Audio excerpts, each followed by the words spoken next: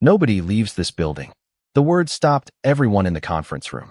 It was nearly 8:30 on a rainy Thursday evening, and the lights of the glass office tower reflected across the dark windows like rows of silent eyes. Daniel Mercer, the chief executive officer of Mercer Financial Group, stood at the end of the conference table holding a thin blue folder. He did not raise his voice. He did not need to. Someone deliberately destroyed an employee's reputation, he said. Someone falsified records, manipulated access logs, and tried to make an innocent person look guilty. Until I know who did it, nobody leaves. Across the room, Sophia Reed sat alone near the wall. Her hands were folded tightly in her lap. She had spent the last 3 weeks being called dishonest, careless, and unreliable. She had lost access to her work, lost the trust of people she had known for less than a month, and nearly lost the job she had worked years to earn. But now something had changed. Daniel Mercer was looking at an old document that had nothing to do with Sophia's employment. It had her last name on it. "Sophia," he said quietly, "there is something you need to know about your father." Sophia looked up. "My father?" Daniel nodded. "Your father worked for this company." Sophia stared at him. "That is impossible." Daniel opened the folder. "No. What is impossible is what someone has been trying to hide." 3 weeks earlier, Sophia Reed had walked into Mercer Financial Group believing she was beginning a new chapter of her life. She was 29 years old, recently moved to Chicago, and had accepted a position as a financial compliance analyst after months of searching for the right opportunity. She had spent the previous 5 years working for a smaller accounting firm in Milwaukee. The new position offered better pay, health insurance, a retirement plan, and the chance to work for one of the most respected financial companies in the Midwest. Sophia had promised her mother that this would be different. "You worked too hard for this," her mother had told her before she left home. "Do not let anyone make you feel like you do not belong there." Sophia had smiled. "I will not." On her first morning, she entered the lobby at 8:12 a.m. The building was 42 stories tall, with polished stone floors, a large digital directory, and security gates that opened only after employees scanned their identification cards. Sophia checked in at reception and received a temporary badge. "Ninth floor," the receptionist said. "Accounting and compliance." "Thank you." Sophia stepped into the elevator. She did not notice the man standing near the far corner watching her reflection in the polished doors. His name was Mark Ellis. He was the senior operations manager. He had worked at Mercer Financial Group for almost 18 years. When Sophia reached the 9th floor, a woman named Natalie Brooks met her outside the elevator. Natalie was the director of financial reporting. She was in her early 40s, always perfectly organized, and known for being demanding. "Sophia Reed?" she asked. "Yes. You are the new compliance analyst." "That is right." Natalie looked at her badge. "Then you should learn one thing quickly." Sophia waited. "People who want to survive here learn when to stay invisible." Sophia smiled politely. "I will keep that in mind." Natalie handed her a stack of documents. "These need to be entered before lunch." Sophia looked at the papers. "All of them. You were hired to work." "Of course." Natalie turned away. "Then get started." Sophia sat at her desk and began entering the figures. For the first hour, everything seemed normal. Then she noticed something strange. 2 reports showed different amounts for the same account. She checked the dates. The transactions were identical, but the totals were not. She checked the original documents again. The discrepancy was too large to be a simple rounding error. Sophia walked to Natalie's office. "Excuse me, can I ask you about these figures?" Natalie looked up. "What about them?" "The totals do not match the supporting documents." Natalie took the folder. "Use the figures in the report." "But they are different from the original records." "I know." Sophia hesitated. "Then should I flag the discrepancy?" Natalie looked at her for several seconds. "No, I am sorry, but I do not. Think I can enter numbers that I know are incorrect." Natalie closed the folder. "You are new here." "Yes." "Then learn when to cooperate." Sophia returned to her desk. She could feel people watching her. A few minutes later, a coworker named Grace Miller leaned over the partition. "You should probably do what Natalie says." "Why?" Sophia asked. Grace lowered her voice. "Because nobody wins arguments with Natalie." Sophia looked back at the report. "I am not trying to argue." "I know." Grace sighed. "That is why I am warning you." Sophia refused to change the figures. She documented the discrepancy and sent a short internal message to the compliance archive stating that the supporting documents did not match the report. She thought that was the end of it. It was not. At 3:40 that afternoon, Natalie called her into the office. You refused an assignment. I refused to alter financial figures. Natalie leaned back. Those were not your figures to question. I was asked to enter them. And you were expected to follow instructions. I did follow the instructions. I entered the correct numbers. Natalie stared at her. Be careful, Sophia. Sophia left the office without responding. That evening, she called her mother. How was your first day? Her mother asked. Sophia smiled, even though she was exhausted. Interesting. That does not sound like good. It is fine. I just found an error in a report. There was a pause. What kind of error? Financial figures that did not match the source documents.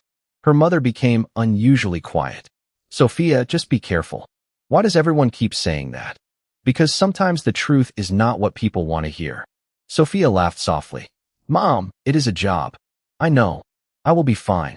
Her mother hesitated before saying, I hope so. The next morning, Sophia arrived at 8:05. There was already an email waiting for her. It contained a report she had never seen before. Her name appeared at the bottom.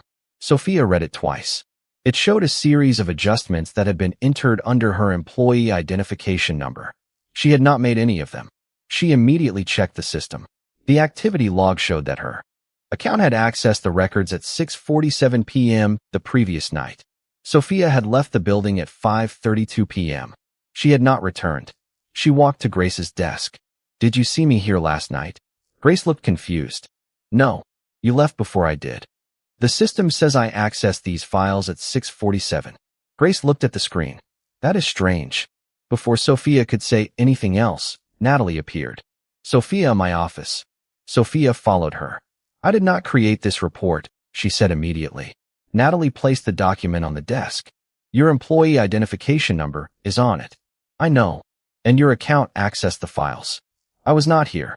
The system says otherwise. Then the system is wrong. Natalie folded her hands. That is a serious accusation. I am not accusing anyone. I am telling you what happened.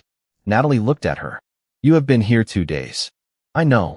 And already you are claiming the system is wrong. I am saying I did not do this.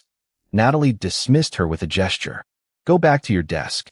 By noon, the story had spread across the department. Sophia had supposedly altered financial records. Some people believed she had made a mistake. Others believed she had done it intentionally. Sophia tried to remain calm. She requested access to the security cameras. Her request was denied. She requested the access logs. She was told the records were under review. At 4:15 p.m., Mark Ellis appeared at her desk. Sophia, I need you to come with me. Why? Human Resources wants to speak with you. Her stomach tightened. About the report? Yes. But I did not create it. Mark looked uncomfortable. You should explain that to them. In the Human Resources office, Sophia sat across from a representative named Karen Lewis. There has been a complaint regarding your conduct, Karen said. What conduct? Unauthorized alteration of financial records. Sophia stared at her. I did not alter anything. Your employee identification number was used. But I was not here. Karen folded her hands. Do you have evidence? Sophia was silent. The security cameras, she said. I was not in the building. We will investigate. When? That is not something I can discuss. Sophia left the room feeling as if the floor beneath her had shifted. She went home early. Her mother was waiting on the phone. What happened? They think I changed financial records. Did you? No, then you will prove it. Sophia sat on the edge of her bed. What if they do not believe me? Her mother answered immediately. Then find someone who will. The next morning, Sophia received another complaint. This time, the system showed her employee identification number accessing an old financial archive at 9:13 p.m. She had never even known the archive existed. She went directly to the Information Technology Department. I need to know who accessed this file. The technician looked at the request. You are not authorized to see that. My account was used. I understand. Then I need the access record. The technician hesitated. I can submit a request. Please do. Later that afternoon, Grace quietly approached Sophia. You need to see something. What? Grace handed her a printed page. I found this in an old shared folder. Sophia looked down. It was a system report showing that one of the disputed files had been modified at 6:48 p.m. The account listed was Sophia's, but underneath it was another code. "What is this?" she asked. Grace shook her head. "I do not know. Where did you get it?" "I work with records. Sometimes old reports appear in the archive." Sophia studied the page. "This code is different from mine." Grace looked around before whispering. "Then someone may have used your account to make it look like you did it." Sophia felt a chill. Why would anyone do that? Grace did not answer. The following day, Sophia was removed from the project. Her access was suspended. She was told not to contact anyone about the financial records until the investigation was complete. She returned home that evening and sat silently at the kitchen table while her mother prepared dinner. "You are not eating," her mother said. "I am not hungry." "Sophia." She looked up. "Someone is doing this on purpose." Her mother stopped moving. "What makes you say that?" "The records were changed after I left. Someone used my account." Her mother stared at her. "Do you know who?" "Not yet." Her mother sat down. "Then do not confront anyone." "Why?" "Because if someone is willing to frame you, you do not know how far they will go to protect themselves." Sophia studied her mother's face. "You know something?" "No, Mom." Her mother looked away. "There are things about your father that I never wanted to discuss." Sophia froze. "What does Dad have to do with this?" "I do not know if he has anything to do with it." "Then why did you mention him?" Her mother took a slow breath. "Because he once worked for a financial company in Chicago." Sophia had heard the story before. Her father, Daniel Reed, had disappeared when Sophia was 6. Her mother had always told her that he left after losing his job. Sophia had spent most of her childhood believing he had chosen a different life. She had asked questions when she was young, but eventually stopped. "What company?" she asked. Her mother did not answer. "Mom, what company?" "Mercer Financial Group." Sophia stood up. For several seconds, neither woman spoke. "You never told me that." "I was trying to protect you." "From what?" Her mother looked down. "From questions I could not answer." The next morning, Sophia returned to the office despite having no project access. She went to the employee archive and searched for her father's name. The system returned no results. She tried different spellings. Nothing. Then she remembered something her mother had once said. Her father had used a middle initial. Sophia entered it.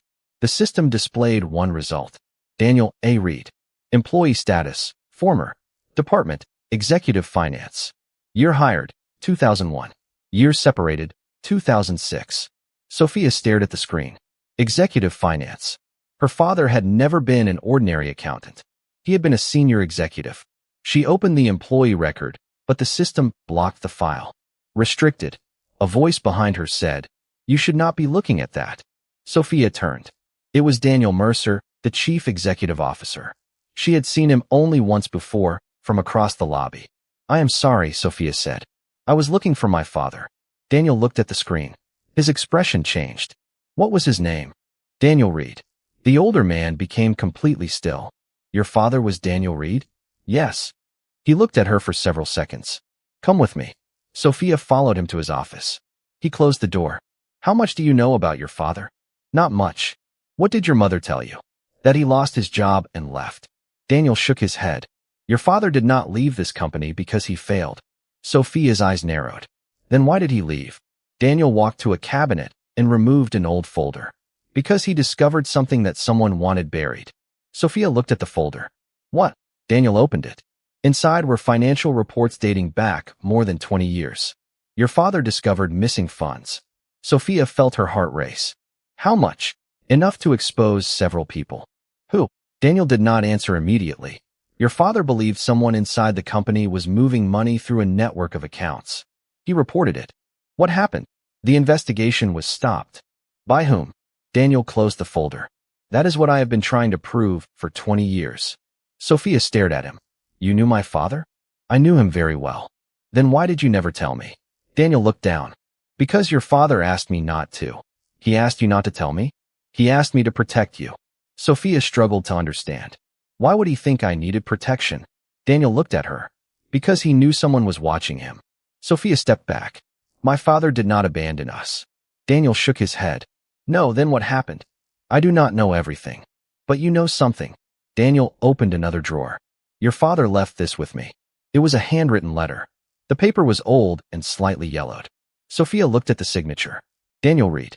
He wrote that he believed the people behind the missing funds had access to the company's internal systems. He was afraid they would use that access against anyone who tried to investigate. Sophia read the first line silently. Her eyes filled with tears. Why did my mother never show me this? Because she never received it. Wait until I believed you were safe. Sophia looked at the date. It had been written less than a month before he disappeared. He knew something was going to happen. Yes. Did you know he was in danger? I knew he was afraid. And you did nothing? Daniel closed his eyes for a moment. I tried. I was too late. Sophia left his office with more questions than answers. That afternoon, she contacted Grace. I found my father's name in the archive. Grace looked surprised. Your father worked here? Yes. What did he do? He investigated missing money. Grace looked at the old report Sophia had brought. Then maybe this is connected. Sophia placed the report on the desk. Look at the account number. Grace studied it. This account is still active. Sophia felt a sudden realization. What? It is the same account appearing in the records you were accused of changing. Sophia stared at the page. That cannot be a coincidence. Grace shook her head. No, they compared the old records with the new reports. The same account appeared repeatedly. Different years. Different transactions. The pattern was almost invisible, but once they saw it, it was impossible to ignore. Sophia began writing everything down. Every accusation. Every timestamp. Every file. Every person who had access. She created a private timeline. On Monday at 4:15 p.m., Human Resources called her. On Tuesday at 6:47 p.m., her account appeared in the system.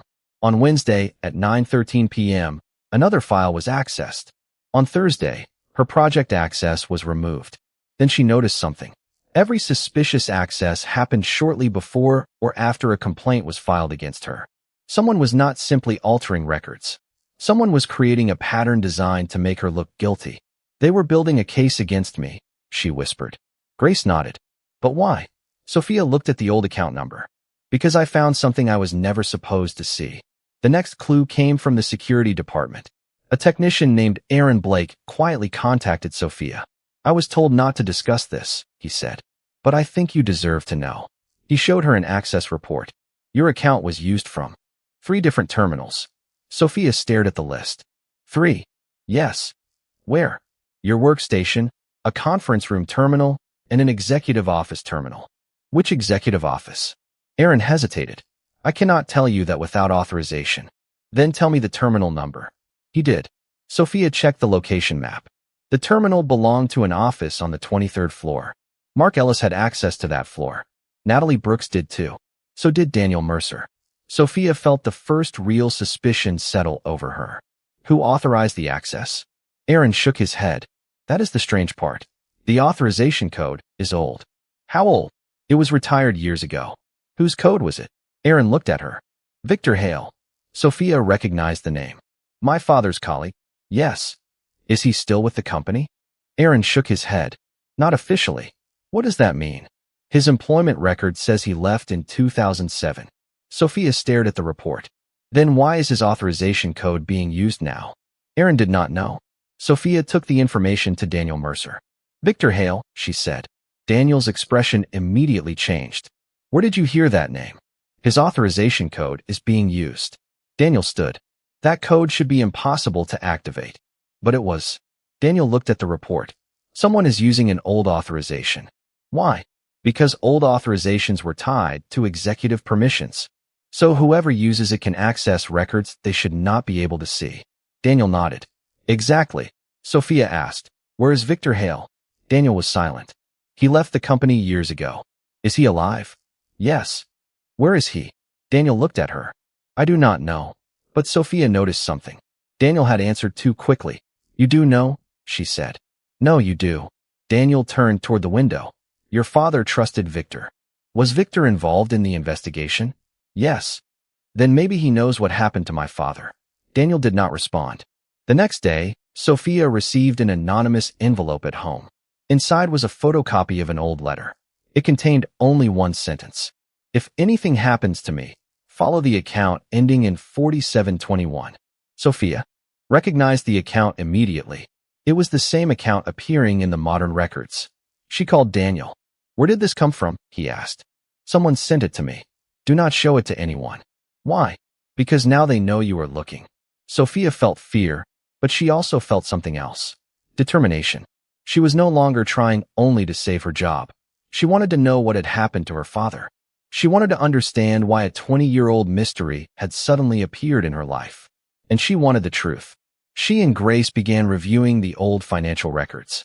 They found repeated transfers to several shell companies. Most had been closed years ago. One remained active. The registered contact was a consulting firm called Hale Advisory.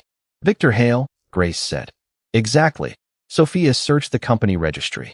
The firm had no current office address, but one old mailing address led to a small office building outside downtown Chicago. Sophia did not go there. Instead, she contacted Daniel and asked him to arrange an independent audit. If someone inside the company is manipulating records, she said, we cannot investigate only through the company system. Daniel agreed. I know someone who can conduct an independent review. The audit began quietly. Meanwhile, the pressure against Sophia increased. Karen from Human Resources called her into another meeting. There is additional evidence, Karen said. What evidence? Your account was used to access confidential records. Again? Yes. Sophia remained calm. Then you should also have the access logs. Karen nodded. We do. And the security footage? We are reviewing it. Sophia looked directly at her. Then you will find that I was not there. Karen seemed uncomfortable. Sophia, this is serious. I know. You could lose your position. I understand. Why are you not more worried? Sophia paused. Because I know I did not do this. Karen looked at her for a long moment. I hope you are right. After the meeting, Sophia received a message from Daniel. Come to my office. She arrived 10 minutes later. Daniel was standing beside a monitor. The independent audit found something. He showed her a sequence of access logs. Look at these timestamps. Sophia leaned closer. The suspicious accesses occurred at 6:47 p.m., 9:13 p.m., 7:02 p.m., and 5:56 p.m. Those are all outside my working hours, she said. Exactly. Daniel pointed to another column. Now look at the authorization. Sophia saw the same old code. Victor Hale. Someone is using Victor's authorization to access records through other employees' accounts. Why? To create a trail. Sophia looked at him. A trail leading to me. Yes. Then Victor is behind this. Daniel shook his head. Not necessarily. His code is being used. That does not mean he is using it. Sophia frowned. Then who is? Daniel pointed to the audit results. Someone elevated another employee's access and used the old authorization as a cover. Who had the ability to do that? Daniel did not answer. Sophia looked at the names. Mark Ellis. Natalie Brooks. Several senior administrators. We need to know who authorized the access. The record is incomplete. Why? Because someone deleted part of the audit trail. Sophia sat back. They knew we were looking. Daniel nodded. That is why we have to move carefully. The next morning, Mark Ellis approached Sophia. You wanted to see me? No. Then why did you ask me to come? Sophia stared at him. I did not. Mark looked confused. Sophia understood immediately. Someone was pretending to be her. Who told you I asked you to come? Mark named an internal account. Sophia recognized it. It belonged to Natalie. Mark realized something was wrong. Sophia, I did not mean to get you in trouble. What did you do? Mark hesitated. I followed instructions. Whose instructions? Mark looked toward the hallway. I cannot discuss that here. Sophia kept her voice calm. Then meet me with Daniel Mercer. Mark shook his head. No, why? Because I was told that if I talked, my employment would be terminated. Mark, you are already involved. He looked down. I know. Sophia asked, did you use my account? Mark remained silent. Did you change the reports? I did not create the original changes. But you accessed the files. Yes. Why? Mark looked at her. I was told to make the investigation disappear. Sophia felt her heart sink. Who told you? Mark shook his head. I cannot say. You can. No, Sophia. You do not understand. Then help me understand. Mark took a breath. Your father was not the first person to investigate those accounts. Sophia stared at him. What? There were others. Who? People who asked questions and were transferred, fired, or pressured into leaving. And you were told to make me look unreliable because I found the same account. Mark nodded. Yes. Who gave you the instructions? Mark looked away. The instructions came through Victor Hale. Sophia froze. Victor is behind this. Mark did not answer. You just said his name. I said the instructions came through him. Where is he? I do not know. Who has contact with him? Mark hesitated. Natalie. Sophia felt the pieces moving together. Natalie had given her the suspicious report on her first day. Natalie had warned her not to question the numbers. Natalie had reported her refusal. Natalie had access to the financial reporting system. Natalie had also been connected to the old account. But something still did not fit. Sophia took the evidence to Daniel Mercer. Mark admitted he followed instructions from Victor Hale. Daniel looked concerned. That is not enough. He said Natalie has contact with Victor. Daniel shook his head. We need proof. Then find it. Daniel looked at Sophia. You are beginning to sound like your father. Good. That evening, Daniel received a call from the independent auditor. We found an authorization pattern. Sophia and Daniel went to the conference room. The auditor displayed the records.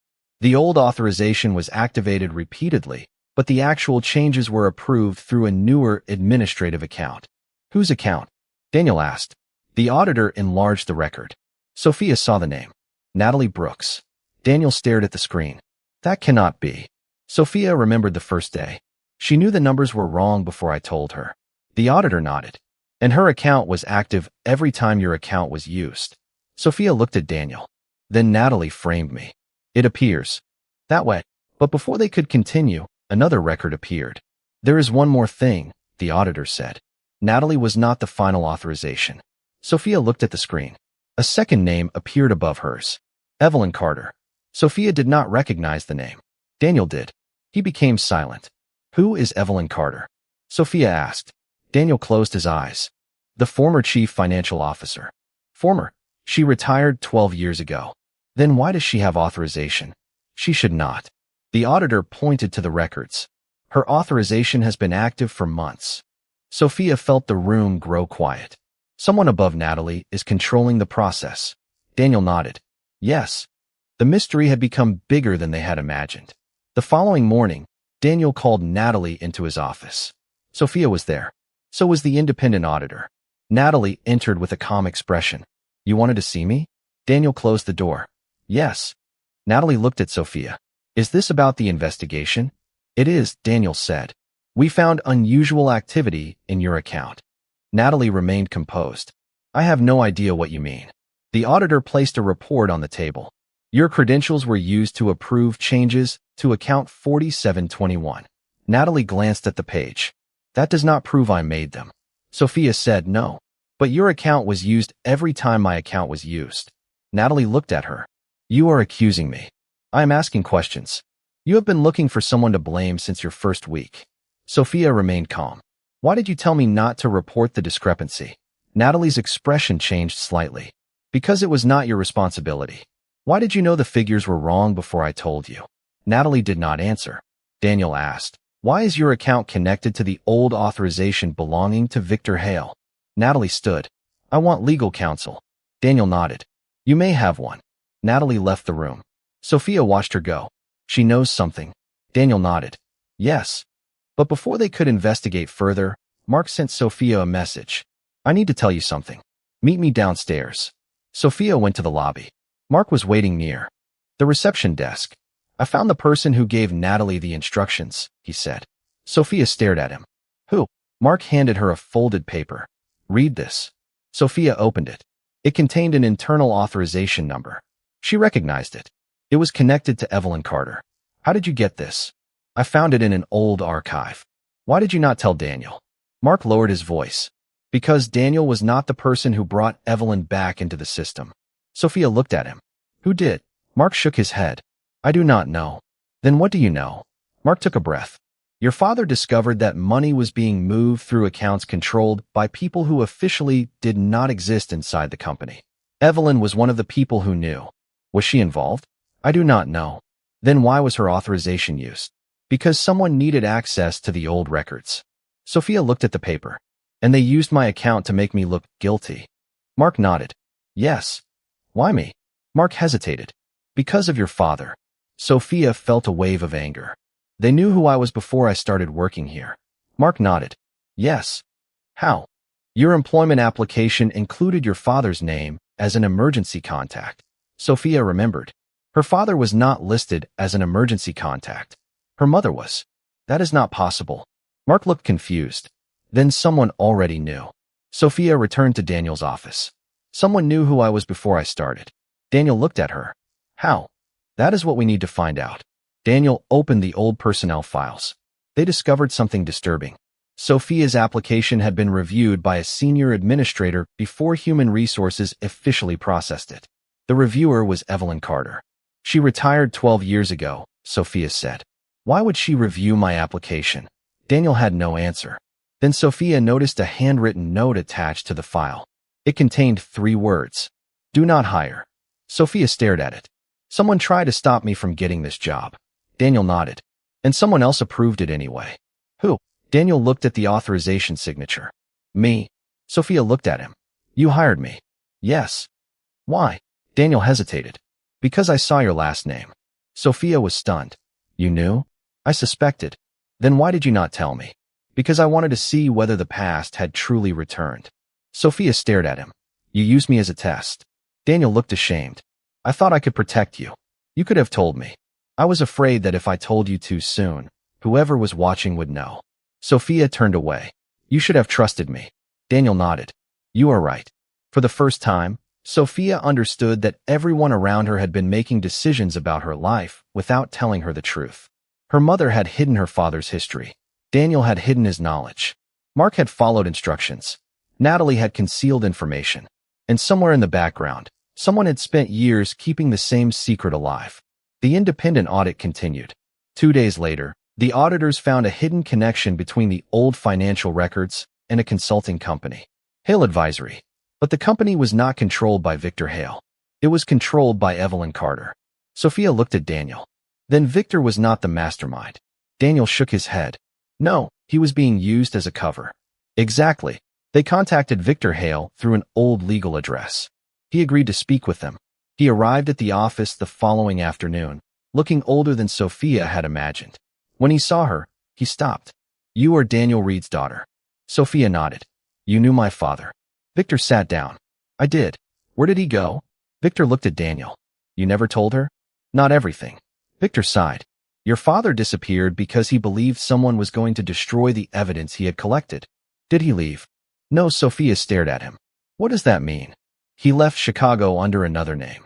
Why? Because he believed staying would put you and your mother at risk. Sophia's voice trembled. Is he alive? Victor paused. I do not know. You do not know?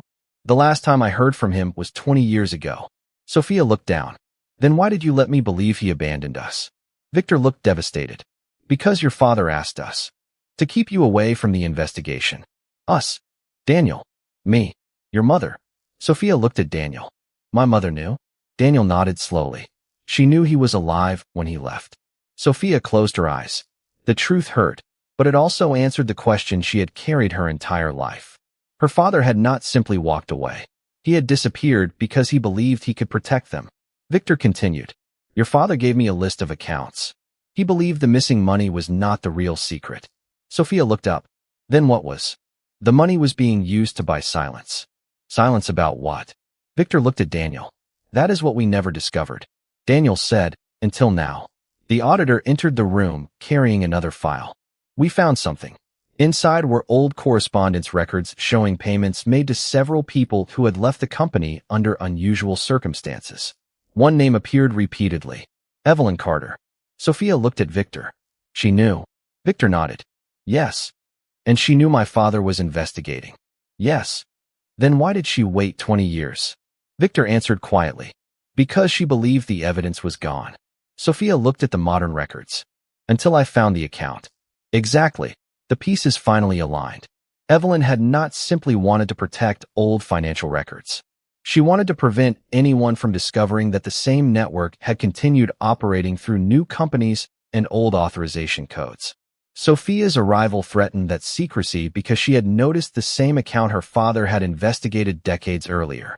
Natalie had become the visible operator. Mark had been pressured into helping. Victor's old authorization had been used as a disguise. And Sophia had been chosen as the scapegoat because her family history made her both vulnerable and dangerous. But there was one final question. Where is Evelyn now? Daniel looked at the auditor. She is scheduled to attend a private board meeting tomorrow. Sophia looked at him. Then we let her come. The next evening, the boardroom filled slowly. Evelyn Carter entered at 6:02 p.m. She looked confident, elegant, and completely calm. She greeted Daniel as if nothing unusual had happened. Daniel, it has been a long time. Yes, he replied. Evelyn noticed Sophia. Her expression changed for less than a second. Who is she? Sophia answered. Sophia Reed. Evelyn stared at her. Reed? Sophia nodded. Daniel Reed's daughter. Evelyn's face became still. I see. Daniel closed the conference room door. We need to discuss the financial records. Evelyn sat down. What records? The auditor placed copies on the table. Account 4721. Evelyn looked at them. I have no involvement with that account. Sophia said, your authorization was used. My authorization was retired years ago, yet it was activated. Evelyn looked at Daniel. You have no proof I did anything. Daniel said, we have enough proof to ask questions. Evelyn smiled faintly. Then ask. Sophia placed another document on the table. This is my father's original report. Evelyn looked at it. I have never seen that. Your name appears in the investigation. That does not prove anything. Sophia placed another page beside it. This is the authorization record from 3 weeks ago. Evelyn's expression changed. And this is the internal communication showing that someone instructed Natalie to use my authorization. Evelyn looked toward Natalie, who had been called into the room earlier. Natalie lowered her eyes. I did not know who was behind it, she said. I only followed instructions. Evelyn turned toward her. You should not be speaking. Daniel immediately interrupted. That is enough. The room became silent. Sophia looked at Evelyn. You tried to stop me from being hired. Evelyn said nothing. You knew my father had investigated the account. Still nothing. You knew I would recognize the pattern if I saw the records. Evelyn finally spoke. Your father should have left the past alone. Sophia felt the room change. She looked directly at her. So you admit it. Evelyn realized her mistake. She tried to recover. I said nothing of the sort. But the auditor had already recorded the statement. Daniel said, we have the original files, the access logs, the authorization history, and the independent audit. Evelyn looked at him. You have no idea what you are doing. I know exactly what I am doing. Your company survived because people like me made difficult decisions. You protected people who stole money. You do not understand. Sophia stepped forward. Then explain it. Evelyn looked at her. For the first time, the confidence disappeared from her face. Your father found a network that reached beyond this company. People were being paid to keep quiet. Contracts were being redirected. Records were being changed. But your father wanted everything exposed. Why? Because he believed truth mattered more than the company. Sophia looked at Daniel. And what happened? Evelyn sighed. We convinced him to stop. You threatened him? No. Then why did he disappear? Evelyn looked away. Because he realized that the investigation would never end safely. Sophia's voice softened. He left because he was afraid for us. Evelyn did not answer. Daniel said, you spent 20 years keeping this hidden. Evelyn looked at him. Because I believed it was finished. Until Sophia arrived. Evelyn looked at Sophia. Yes.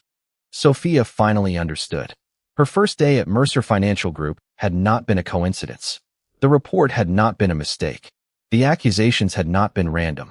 Someone had recognized her name, recognized the connection to her father, and decided that the safest way to stop her was to destroy her credibility before she could ask questions. But they had made one mistake. They had given her a reason to look deeper. The investigation was formally turned over to outside authorities and independent legal counsel. Natalie admitted her role in changing records. Mark cooperated with the investigation and explained how he had been pressured into accessing files. The company restored Sophia's position and cleared her employment record completely. The disputed financial records were preserved, and the old investigation was reopened.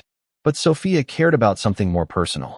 A week after the board meeting, Daniel gave her one final envelope. Your father left this with me, he said. Sophia opened it slowly. Inside was a letter addressed to her. My daughter, it began. Sophia stopped reading. For a moment, her hands trembled. Then she continued. If you are reading this, I hope you are old enough to understand why I made the choices I made. I never wanted you to believe that I left because I stopped loving you. I left because I believed staying would put you in danger. I wanted to come home. I wanted to watch you grow up. I wanted to hear you complain about school, see you graduate, and someday meet the person you chose to become. I did not know whether I would ever have the chance. But I needed you to have a life that was not controlled by my mistakes or by the people who wanted my investigation forgotten. If you ever learn the truth, remember this. You were never the reason I left. You were the reason I left. Sophia could not continue. She pressed the letter against her chest and cried quietly. Daniel stood near the doorway. I am sorry, he said. Sophia looked at him. Why did you keep this from me for so long? Because I was afraid. So was my father. Daniel nodded. Yes. Sophia looked down at the letter. I spent my whole life thinking he chose not to come back. I know. Now I know he was trying to give me a life. Daniel said nothing. Sophia folded the letter carefully. I cannot change the years I lost. No, but I can stop being angry at someone who never stopped loving me. Outside the office, the city lights stretched across Chicago. Cars moved through the streets below. People hurried home, unaware that a 20-year-old secret had finally been brought into the light. Sophia returned to work the following Monday. Her desk was the same. The building was the same. The elevators were the same. But she was not. Grace placed a coffee beside her. How does it feel? Sophia looked around. Different. Better. Sophia smiled. More honest. Grace laughed. That is probably the first time anyone has described this place that way. Sophia opened her computer. Her employment record had been restored. The false complaints were gone. The investigation had cleared her name. But before beginning work, she opened the letter from her father one more time. She read the final sentence again. You were never the reason I left. You were the reason I left. Sophia closed her eyes. For years, she had believed her father's absence meant she was not enough. She had carried that belief quietly, never telling anyone how deeply it hurt. Now she understood something different.